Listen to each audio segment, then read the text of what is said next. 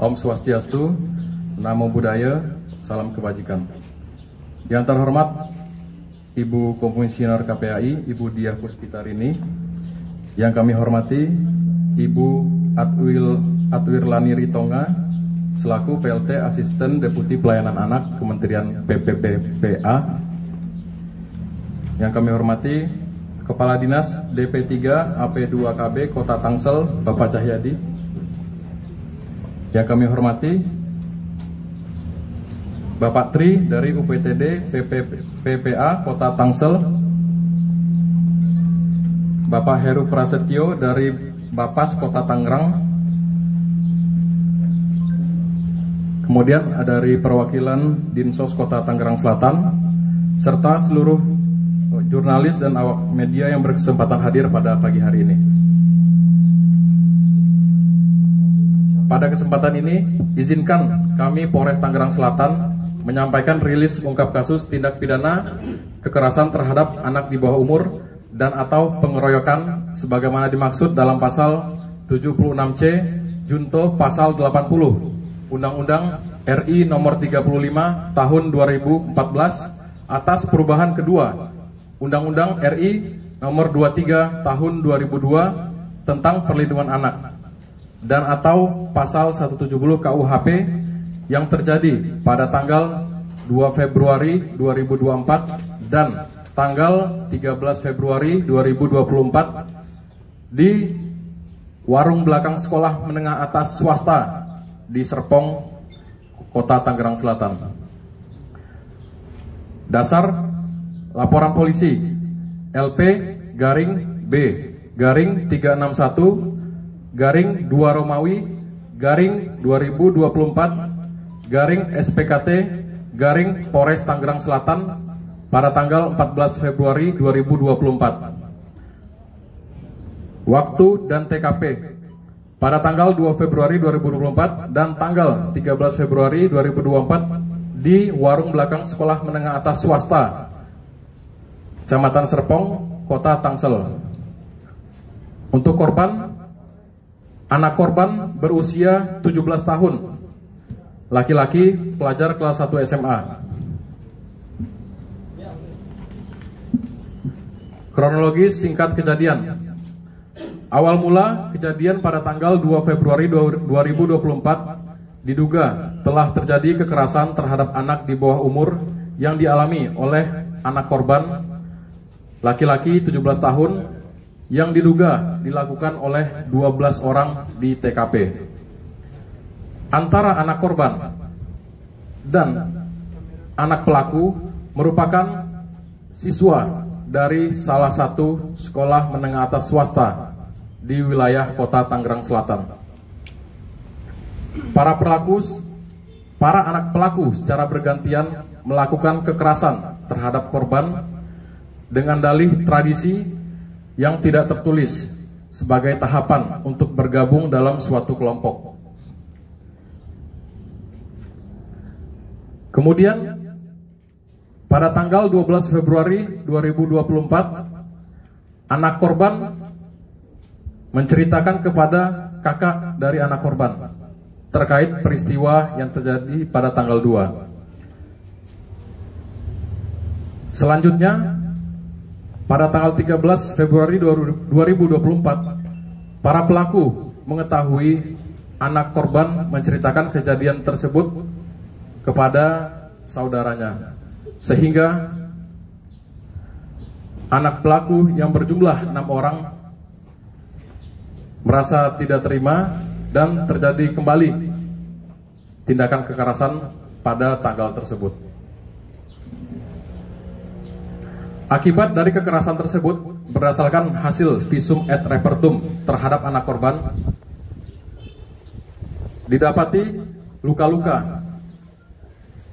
Yang pertama, memar di leher. Yang kedua, luka lecet di leher.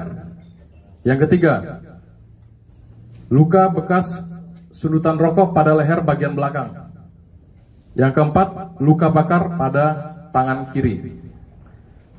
Selanjutnya, berdasarkan hasil pemeriksaan psikologis terhadap korban mengalami dampak psikologis berupa rasa ketakutan, merasa tertekan, dan stres akut. Langkah-langkah yang telah dilakukan. Penyidik unit PPA Satreskrim Polres Tangerang Selatan, sejak laporan polisi tersebut terbit pada tanggal 14 Februari 2024, telah melakukan serangkaian proses penyelidikan. Selanjutnya, pada tanggal 20 Februari 2024, penyidik melakukan gelar perkara. Berdasarkan hasil gelar perkara, ditemukan dugaan adanya peristiwa pidana sehingga perkara tersebut ditingkatkan statusnya dari penyelidikan ke penyidikan. Selama proses penyidikan, penyidik unit PPA Polres Tangerang Selatan telah melakukan serangkaian proses pemeriksaan kepada para anak saksi, saksi-saksi, penyitaan barang bukti, dan pemeriksaan terhadap ahli.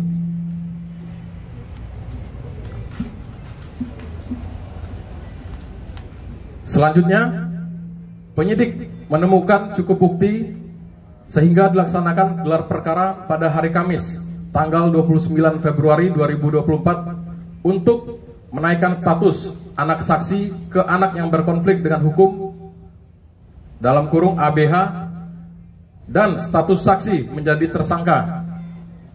Untuk gelar perkara dihadiri oleh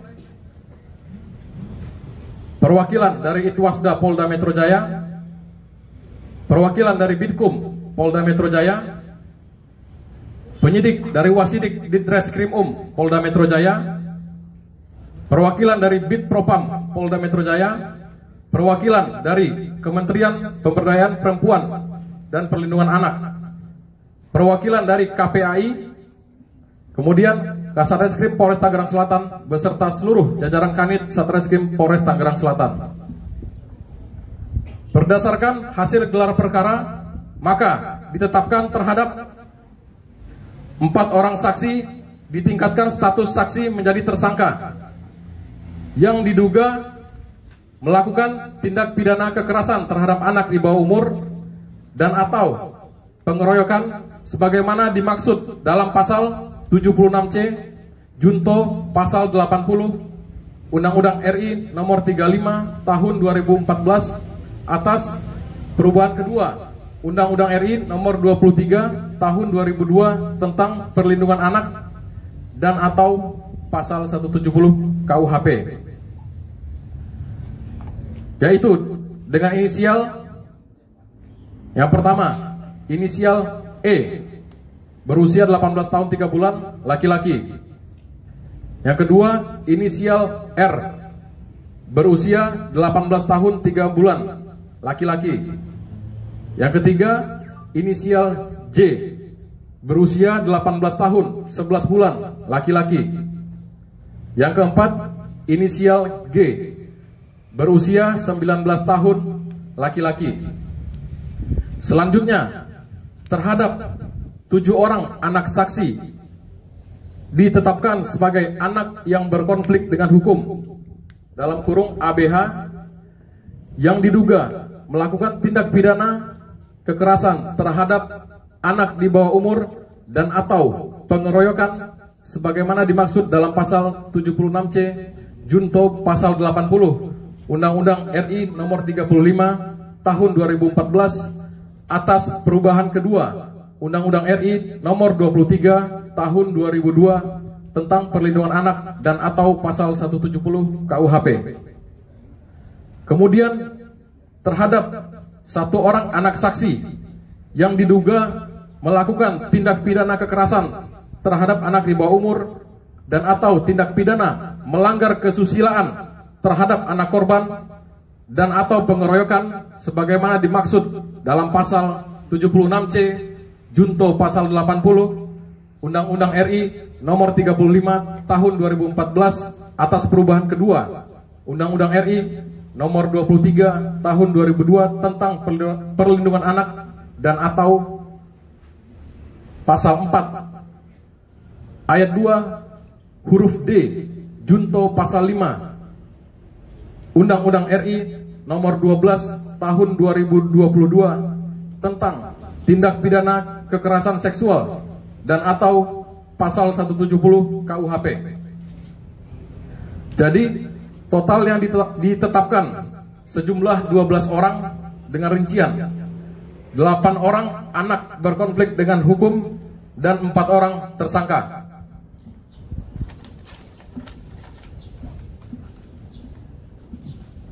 Untuk penerapan pasal, yang pertama, tindak pidana kekerasan terhadap anak di bawah umur dan atau sebagaimana dimaksud dalam pasal 76C junto pasal 80 Undang-Undang RI nomor 35 tahun 2014 atas perubahan kedua Undang-Undang RI nomor 23 tahun 2002 tentang perlindungan anak. Pasal 76C berbunyi, setiap orang dilarang menempatkan, membiarkan, melakukan, menyuruh melakukan atau turut serta melakukan kekerasan terhadap anak. Kemudian di pasal 80 ayat 1 Undang-Undang RI nomor 35 tahun 2012 berbunyi, setiap orang yang melanggar ketentuan sebagaimana dimaksud dalam pasal 76C dipidana dengan pidana penjara paling lama 3 tahun 6 bulan dan atau denda paling banyak 72 juta rupiah. Yang kedua, pasal 170 KUHP berbunyi, barang siapa di muka umum bersama-sama melakukan kekerasan terhadap orang atau barang diancam dengan pidana penjara paling lama 7 tahun. Yang ketiga, tindak pidana kekerasan seksual dalam kurung TPKS sebagaimana dimaksud dalam pasal 4 ayat 2 huruf D junto pasal 5 Undang-Undang RI nomor 12 tahun 2022 tentang tindak pidana kekerasan seksual. Pasal 4 ayat 2 huruf D junto pasal 5 Undang-Undang RI nomor 12 tahun 2022 tentang TPKS berbunyi, setiap orang yang melakukan perbuatan seksual secara non fisik yang ditujukan terhadap tubuh, keinginan seksual dan atau organ reproduksi dengan maksud merendahkan harkat dan martabat seseorang berdasarkan seksualitas dan atau kesusilaannya dengan ancaman hukuman paling lama 9 bulan. Demikian yang dapat kami sampaikan pada pagi hari ini. Terima kasih atas perhatiannya. Mungkin Ibu Lani dari KPPA, Bapak Kepala Dinas DP3 dan Bapak dari Bapas, rekan-rekan media, KPAI mengapresiasi apa yang sudah dilakukan oleh Polres Tangerang Selatan sehingga kasus perundungan yang terjadi dan melibatkan anak korban kekerasan dan anak berkonflik dengan hukum ini bisa diselesaikan dengan cepat sesuai dengan Undang-Undang Perlindungan Anak pasal 59A ayat 1. Yang kedua yang masih perlu kita kawal adalah bagaimana penegakan Undang-Undang Perlindungan Anak dan Undang-Undang Sistem Peradilan Pidana Anak. Dan tentu saja dalam hal ini jangan sampai ada hak-hak anak yang terabaikan. Kami mohon kerjasamanya semua komponen OPD terkait yang ada di sini dari Kementerian dan Kepolisian agar kita bersama-sama menuntaskan kasus ini dan ini menjadi pembelajaran untuk seluruh rakyat Indonesia dan juga untuk seluruh anak-anak bangsa agar menghindari dan tidak lagi bersinggungan dengan yang namanya perundungan ataupun bullying. Kita tetap berkomitmen bahwa segala bentuk kekerasan harus kita hapus dan kalau bisa tidak ada toleransi untuk kekerasan. Namun kita juga harus punya kewajiban untuk mengedukasi, mencegah dan mengkampanyekan agar kekerasan ini tidak terulang kembali. Terima kasih. Assalamualaikum warahmatullahi wabarakatuh. Pak Kasat Reskrim dan Bu Diah, Assalamualaikum warahmatullahi wabarakatuh. Kami dari Kementerian Pemberdayaan Perempuan dan Perlindungan Anak, saya PLT Asisten Deputi Layanan Anak Kementerian PPPA. Yang pertama, kami mengapresiasi setinggi-tingginya kepada kinerja Polres Tangerang Selatan yang telah melakukan upaya proses hukum hingga penetapan tersangka dan anak berkonflik dengan hukum dapat ditetapkan pada hari ini setelah melalui beberapa proses mulai dari penyelidikan, penyidikan hingga gelar perkara, dan kami juga berkoordinasi dengan Polres Tangsel untuk memberikan ahli pidana sesuai dengan upaya proses hukum yang dibutuhkan. Kemudian tentu kami dari Kementerian PPPA mengawal dan memastikan bahwa anak berhadapan dengan hukum. Di sini ada anak korban untuk dapat tetap pemulihan dan pendampingan sampai tuntas, dan sudah didampingi oleh UPTD PPA Tangerang Selatan, dan mudah-mudahan termasuk pemenuhan haknya juga didapatkan. Tapi kita juga tidak luput memperhatikan bahwa di sini ada anak berkonflik dengan hukum yang perlu kita perhatikan untuk mendapatkan hak-haknya sesuai dengan Undang-Undang Sistem Peradilan Pidana Anak, di mana anak berkonflik dengan hukum perlu mendapatkan bantuan hukum termasuk hak pendidikan. Maka dari itu kami juga mendorong upaya kepada Polres Tangerang Selatan untuk upaya diversi sesuai dengan Undang-Undang Sistem Peradilan Pidana Anak, karena memang ancaman pidananya juga di bawah 7 tahun, sehingga kita berpatok pada aturan tersebut. Semoga upaya diversi itu dapat segera dilaksanakan. Dan kemudian kami tentu menghimbau kepada masyarakat dan teman-teman media semua yang ada di sini untuk tidak mempublikasikan kembali identitas baik anak korban maupun anak berkonflik dengan hukum, karena bagaimanapun trauma yang berkepanjangan tentu akan menanti di diri mereka, dan tentu ini butuh kerjasama kita semua. Dan untuk kasus perundungan, ini adalah alarm keras bagi kita semua yang menyentuh dunia pendidikan dan satuan pendidikan khususnya, dan ini butuh sinergi dan kolaborasi kita bersama untuk melakukan upaya pencegahan dan penanganan supaya kekerasan khususnya perundungan di satuan pendidikan tidak dapat terjadi kembali. Terima kasih atas kerjasama yang baik dari Polres Tangerang Selatan dan UPTD PPA Tangerang Selatan, termasuk juga di sini sudah dilakukan oleh Bapas untuk pendampingan kepada anak berkonflik dan hukum, dan kami harap prosesnya dapat segera dilaksanakan untuk upaya selanjutnya. Terima kasih. Wassalamualaikum warahmatullahi wabarakatuh. Baik, rekan-rekan sekalian, mungkin pada kesempatan ini bagi yang akan bertanya, kita buka 3 pertanyaan ya. 3 pertanyaan. Saya ingin bertanya mengenai kronologis saat kejadian. Apakah korban itu didatangi oleh rombongan geng atau mendatangi satu? Terus kedua, perlakuan hukum terhadap 7 orang yang anak berkonflik dan itu bagaimana? Yang ketiga, apakah 4 orang tersangka itu langsung ditahan? Satu aja. Pak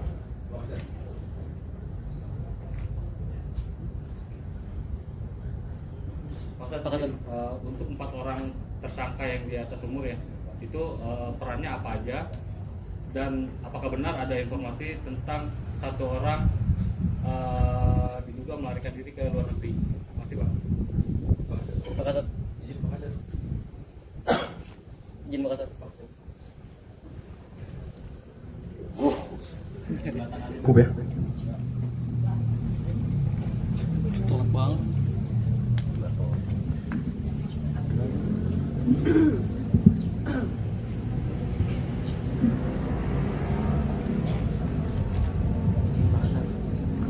Jadi rekan-rekan sekalian, dari hasil penyidikan kami, jadi untuk yang motif sementara yang bisa kami simpulkan, yaitu ada 2, ya, kejadian pada tanggal 2 dan tanggal 13 Februari 2024.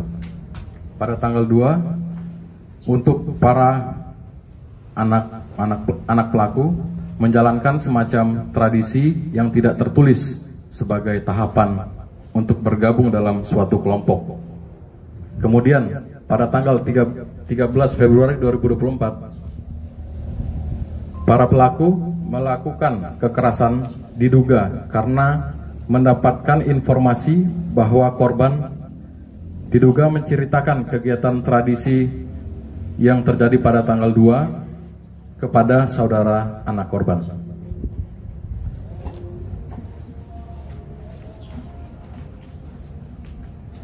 Selanjutnya perlu kami berikan pemahaman juga, mungkin pemahaman juga kepada rekan-rekan sekalian.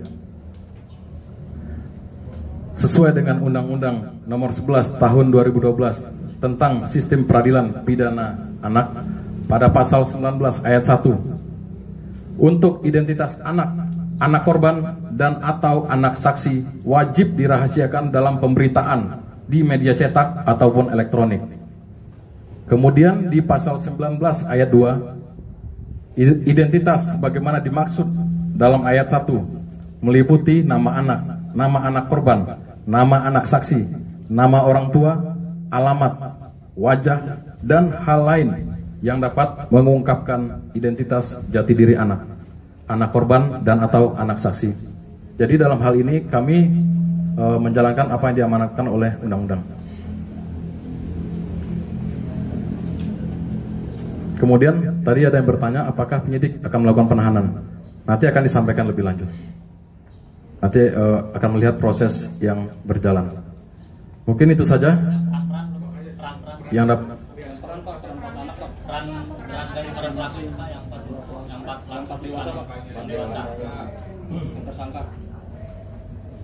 Ya, untuk perannya itu intinya adalah melakukan kekerasan. Secara bersama-sama, Pak. Apa? Secara bersama-sama. Tadi sudah saya sampaikan waktu saat rilis. Alumni, Pak. Alumni apa? Yang 4 itu. Yang 4 tersangka. Alumni sekolah atau Yang 4. Ya. Yang 4, 1 sudah tidak bersekolah di SMA swasta, 3 masih. Sudah cukup ya Pak ya? Saya rasa cukup. Terima kasih rekan-rekan atas perhatiannya. Kami ucapkan terima kasih. Wassalamualaikum warahmatullahi wabarakatuh.